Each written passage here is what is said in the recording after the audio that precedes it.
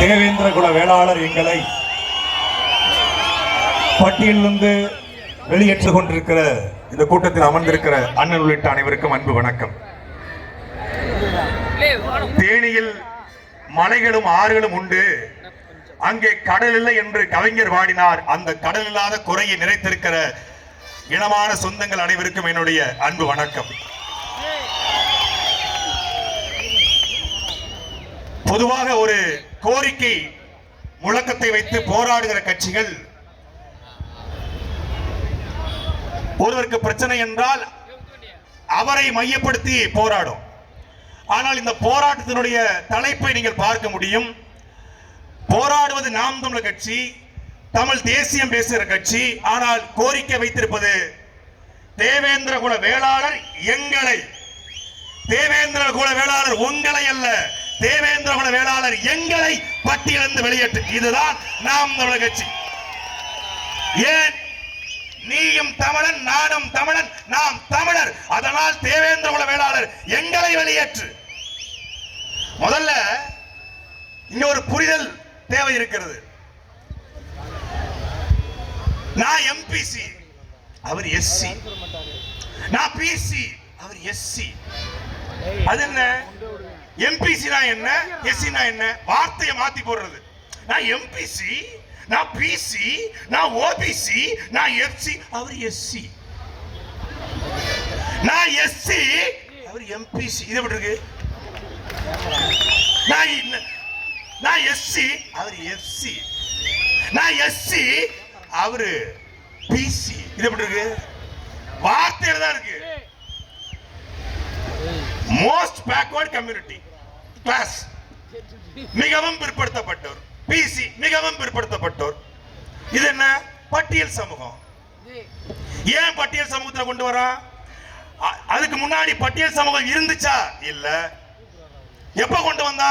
1901ஆம் ஆண்டு இந்த நிலத்துல யார் யார் எல்லாம் கோவிலுக்குள்ள போக முடியலையோ, கோவிலுக்குள்ள போக முடியாமல்ல, கோவிலுக்குள்ள விடல, கோவிலுக்குள்ள விடல. எந்த கோயிலுக்கு விடல?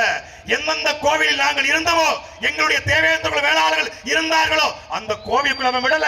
திருச்செந்தூர் முருகன் கோவில், நல்லையப்பர் கோவில், பழனி கோயில், திருப்பரங்குன்றம் குன்றம் கோவில், எங்களுடைய போரூர் பட்டீஸ்வரன் கோயில், கரூர் கோவில், எல்லா கோவிலையும் இருந்தது தேவேந்திர குல வேளாளர்.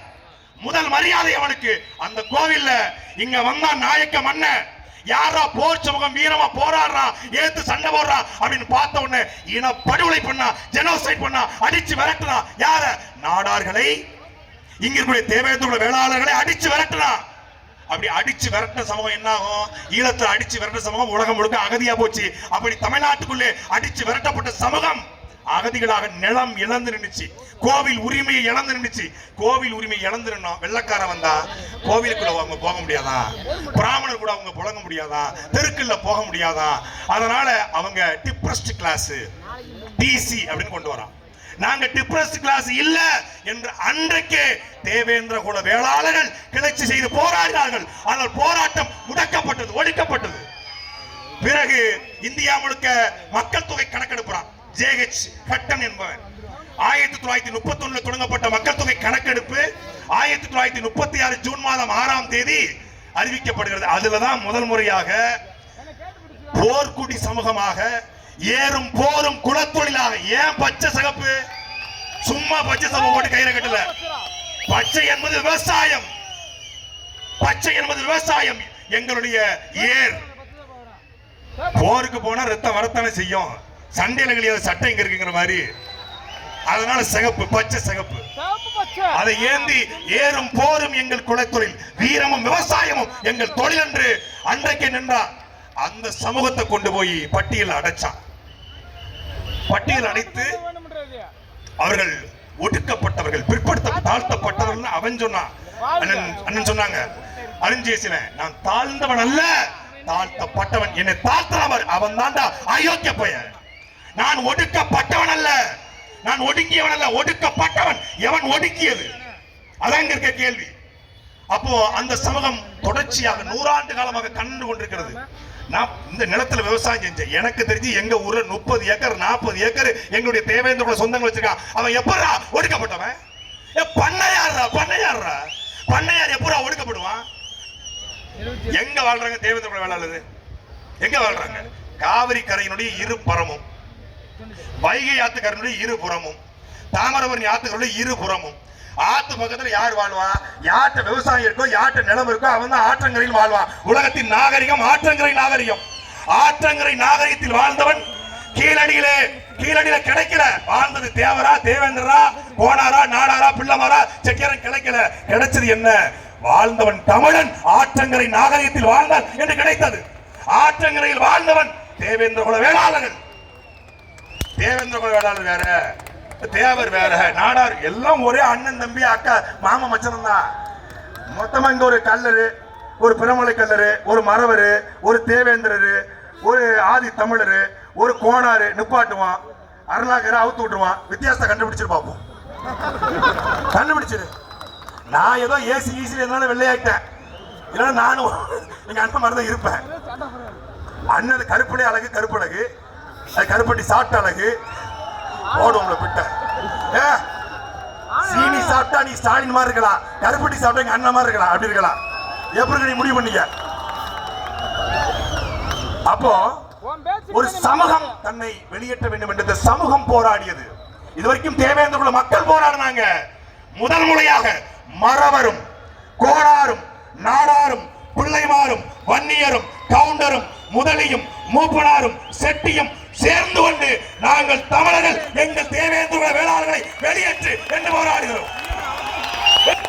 அவன் அண்ணன்டா, என் தம்பிடா, அவன் என் கூட தான் இருக்கணும். வா.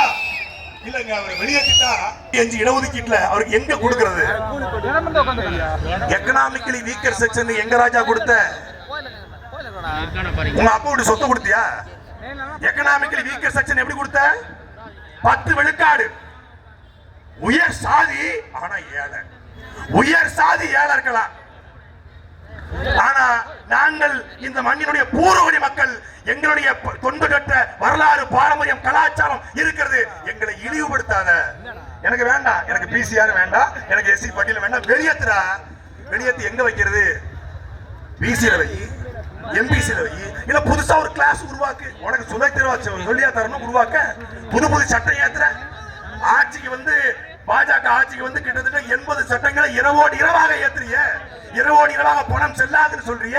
இரவோடு இரவாக ஜிஎஸ்டி போடுறிய. அப்படி அறிவிக்க வேண்டியதானே? நான் நரேன்ஷன், நீங்க ட்ரெவென்ஷன் அப்படின்னு மட்டும் பேச தெரியுது. அப்ப நம்மளுக்கு கைதிட்டு ஓட்ட போட்டாங்க. ஒரே விடிவுதான். ஒட்டுமொத்தமாக நாங்கள் தேவேந்திராக நின்னால் நமக்கான விடிவு கிடையாது. நாம் தனித்தனி சாதியா நின்றா விடிவு. நாம் தமிழர் என்று நின்றால் மட்டும்தான் நமக்கான விடிவு. அதைத்தான் சீமானிக்கு சாத்தியப்படுத்துகிறார். இது குறிப்பிட்ட கட்சிக்கு எதிரான போராட்டம் இல்ல. இது வந்து ஒரு சாதி கட்சி இருக்குங்க, அந்த சாதி கட்சிக்கு தேவேந்திர ஓட்டு போடுறாங்க, அந்த ஓட்டை சீமான் பறிப்பதற்காக தேனியில கூட்டம் போடுறான்னு யாரா நினைச்சீங்கன்னா சத்தியமா இல்ல. அண்ணன் சீமான் அப்படி போட்டிருந்தா தேவேந்திர குல வேளாளர்களை பட்டியலிருந்து வெளியேற்று போட்டிருப்பாரு. அவர் போட்டது ஓட்டுக்காக இல்ல, நம்முடைய உரிமைக்காக என்பதனால தான் எங்களை வெளியேற்று போடுகிறார். ஒரு பாரம்பரியமான வரலாற்று சிறப்புமிக்க ஒரு இனக்கூட்டம் சொந்த சாதிக்குள்ள. அண்ணன் கரிகால பாண்டியன் ரொம்ப அழகா பேசினாங்க. சொந்த சாதிக்குள்ள, சொந்த இனத்துக்குள்ள. இங்க என்னன்னா இனம்னே தப்பா புரிஞ்சுக்கிட்டான். தேவர் இனமே, நாடார் இனமே, அதுல மறவர் இனமே, அதுல கல்லர் இனமே, அதுல தேவேந்திரர் இனமே. பறையருங்கிறது இனம் இல்ல, தேவேந்திரர் இனம் இல்ல. இனம் என்பது ஒரு மொழி பேசக்கூடிய கூட்டம். ஒரு மொழி பேசக்கூடிய கூட்டம் ஒரே நிலத்தில் வாழ்ந்தால் அவர்கள் இனம் என்று அழைக்கப்படுவார்கள். அவர்கள் தொண்டு தொட்டு அவருக்கு கலாச்சாரம் பண்பாடு உருவாகிற பொழுது அவர்கள் தேசிய இனம் என்று அழைக்கப்படுவார்கள். இங்கே தேவருக்கு தனிமொழி, தேவேந்திரருக்கு தனிமொழி, நாடாருக்கு தனிமொழி என்று இல்லை. எல்லோருக்கும் ஒரே மொழி, நம் தாய்மொழி தமிழ் மொழி என்றால் நீயும் தமிழன், நானும் தமிழன், நாம் தமிழர் என்பதுதான் இனம். அந்த இன வரையறைக்குள்ள வரணும். இந்த கூட்டத்தை பார்த்தே பல பேர் டர்ரா இருப்பானுங்க. இதுக்கப்புறம் இதே இடத்துல கூட்டம் போட்டா இந்த மாதிரி கூட்டம் வருமா? அண்ணன் சொன்ன மாதிரி தமிழ்நாட்டு அரசியல்ல ஒரு கூட்டத்துல வாழ்க ஒளிக முழக்கம் இல்லாம ஏய் ஏய் மரத்துல ஏறாத, ஏய் ஏய் அங்க கரண்ட் போகுது, இறங்கி சேர தூக்காத, நாற்காலிய தூக்காத, சேர தூக்காத, அணியில் போய் அந்த கரண்ட் கம்பியை கடிச்சிடாத அப்படின்னு அப்படின்னு சொல்லாத ஒரு கூட்டம். கூட்டம் முடிந்த பிறகு கூட்டத்தில் போடப்பட்ட பிளாஸ்டிக் குவளைகளை குப்பைகளை எடுத்து ஒரு ஓரத்தில் போட்டு அதையும் அப்புறப்படுத்துகிற ஒரு கூட்டம் தமிழ்நாட்டு அரசியலில் உண்டென்றால் அது நாம் தமிழக ஒரு ஒழுக்கமான கூட்டத்தை. அதனாலதான் நாங்க எப்போதுமே காவல்துறை போய் அனுமதி தகவல் சொல்லதான் போவோம். ஐயா தேனியில இந்த மாதிரி நாங்க ஒரு பங்களா மேல ஒரு கூட்டம் போடுறோம், எதுக்கு சொல்றீங்க எப்படி அனுமதி வேணுமா? அனுமதியை தர முடியாது. யாரு கேட்டது? நாங்க அனுமதியை கேட்கலையே, ஜஸ்ட் இன்ஃபர்மேஷன் தகவலை சொல்றோம், அவ்வளவுதான். காவல்துறை பாதுகாப்பு அது எங்களுக்கு தேவையில்லை. காவல்துறை எங்களுக்கு பாதுகாப்பு இல்லை, நாங்க தான் தமிழ்நாட்டுக்கே பாதுகாப்பு எப்படிங்க அண்ணன் சொல்லுவாங்க. தேவேந்திர குல வேளாளருக்கு மட்டுமல்ல, ஒட்டுமொத்தமான தமிழ் சமூகத்திற்கும் பாதுகாப்பு அண்ணன் சீமானவர்கள் மட்டும்தான். இங்கே சாதி சாதியாக பிரிச்சா தேவேந்திர குல வேளாளர் எப்படி சொல்றது? அவங்க பல்லர் தானே, அவங்கள போய் எப்படி தேவேந்திர குல வேளாளர்னு சொல்லுவேன்? எப்படி பேச முடியுது? எப்படி வேளாளர்? அவங்க நாதஸ்வரம் வச்சுக்கிட்டு தன்னன்னா தானன்னா அப்படின்னு இசை பண்ணவே வேளாளர்னு போடலாம். இசையில வேளாளர் இருக்கும் போது ஏறும் போரும் குலத்தொழிலாக கொண்ட எங்களுடைய அண்ணன் நம்பி வேளாளர்னு போடக்கூடாது. யாராவது ஒருத்தர் கேட்கலையா? ஒருத்தர் கேட்கல, நம்ம சொந்தக்காரன் ஒருத்தர் கேட்கலையா? எப்படி இசை வேளாளர்னு போட்டீங்க? எப்படி பண்ணுவீங்க? ஒருத்தங்க கேட்கல. ஆனா உண்மையான வேளாளர் தேவேந்திர குல வேளாளர்னு போட்டா எப்படி போட போச்சு? அது எப்படி போடலாம்? நாங்க தானே உண்மையான வேளாளர், நீங்க எப்படி வேளாளர்? என்னையாது வேளாண்மை செய்யறவன் வேளாளர். யாரு வேளாண்மை செய்யறான்னு பார்த்தா யாரு ஆத்தங்கர்ல வாழ்றானோ அவன் தான் வேளாண்மை செய்யறான். வேளாண்மை செய்யாம இங்கிருந்து புழைக்க வந்த கூட்டம் வேளாளர்னு போடும்போது ஒருத்தன் கேட்கல, ஆனா நம்மளை கேட்கறான். ஏன்? அதுதான் நுட்பமான அரசியல். இன்னும் நீ தாழ்ந்தவனாக இருந்தால் மட்டும்தான் உன் ஓட்டை பறிக்க முடியும், உனக்கு உரிமை தரன்றான். உண்மையிலேயே இந்த நிலத்தில் 5 அமைச்சர்கள், குறைந்தபட்சம் 5 அமைச்சர்கள், குறைந்தபட்சம் 50 சட்டமன்ற உறுப்பினருக்கு மேலாக இருக்க வேண்டிய சமூகம் தேவேந்திர குல வேளாளர்கள் இருக்கா? இருக்கா? இந்த மண்ணுக்கு புழைக்க வந்த கூட்டம் 11 அமைச்சரான 11 அமைச்சர். தெலுங்கை தாய்மொழியா கொண்டவனுக்கு தமிழ்நாட்டில் 11 அமைச்சர். தெலுங்கை தாய்மொழியா கொண்டவனுக்கு தமிழ்நாட்டில் 35 சட்டமன்ற உறுப்பினர். அவன் பொது தொகுதியில் நிற்பான். பொது தொகுதியில் நின்று அந்த இடத்துல தேவர் தேவேந்திர போட மாட்டாரு, தேவேந்திரன்னா தேவர் போட மாட்டாரு, நாடார்னா கோனார் தேவர்லாம் போட மாட்டாரு. ஆனா நாய்க்கர் மொத்த பேரும் போடுவான். அப்படிதான் கோயில்பேட்டை தொடர்ச்சியா ஜெயிக்கிறான். எப்படி ஜெயிக்கிறான்? தேவரும் தேவேந்திரம் சேர்ந்து நாய்க்கருக்கு போடுவாங்க. ஆனா ஒரு தேவர்னா போட மாட்டாங்க. அது திராவிட தேவரா இருந்தாதான் போட மாட்டாங்க, திராவிட நாடாரா இருந்தாலும் போட மாட்டாங்க. அங்கேயே செந்தமனன் சீமானை ஏற்றுக்கொண்டு நான் முத்துராமலிங்க தேவருடைய வாரிசு, ஆனால் எனக்கு சுந்தரலிங்கம் பாட்டன் என்று வருகிற ஒரு தேவனுக்கு மொத்த தேவேந்திரன் ஓட்டு போடுவான். அந்த காலத்தை செந்தமனன் சீமான் உருவாக்குறான். எனக்கு முத்துராமலிங்க தேவனும் தாத்தன் தான், என் தாத்தர் சுந்தரலிங்கனும் எனக்கு பாட்டன் தான். எனக்கு அழகமுத்து கோணம் இமானுவேல் சேகரனாரும் எங்களுடைய வெண்ணி காலாடியும் எனக்கு பாட்டன் தான். புலித்தேவனும் எனக்கு பாட்டன் தான், வெண்ணி காலாடியும் எனக்கு பாட்டன் தான். ஏன் பாட்டன்? புலித்தேவனுடைய மனைவி சிவஞானம் இறந்து போறாங்க, அழல. புலித்தேவனுடைய மகன் வெள்ளையத்தேவன் வெள்ளப்பாண்டி இறந்து போற, அவர் அழல. புலித்தேவனுடைய சின்ன மகன் இறந்து போற, அழல. கல் உடம்புக்காரன் புலித்தேவன். ஆனால் உன்னுடைய தளபதி வெண்ணி காலாடி போர்ல இறந்து விட்டார் என்ற செய்தியை கேட்டவுடன் மடியிலே போட்டுக்கொண்டு என் தளபதியே என் காலாடியே என்று ஒப்பாரி வைத்து இடி முழங்க நெற்கட்டான் செவல் அதிர அதிர என் பாட்டன் புலித்தேவன் அழுதாங்க. அந்த பாட்டன் புலித்தேவனுக்கு உறுதுணையாக நின்று எல்லாம் தப்பா சொல்லுவான். இந்திய விடுதலை போராட்டத்தில் களத்தில் மாண்ட முதல் தமிழன் நம் பாட்டன் வெண்ணி காலாடி. வெண்ணி காலாடி அவனுடைய வாரிசுகளும் புலித்தேவன் வாரிசுகளும் குரலை முழங்குகிறோம். எங்களை பட்டியலிருந்து வெளியேற்ற வைப்போம். நன்றி, வணக்கம். நாம் தமிழர்.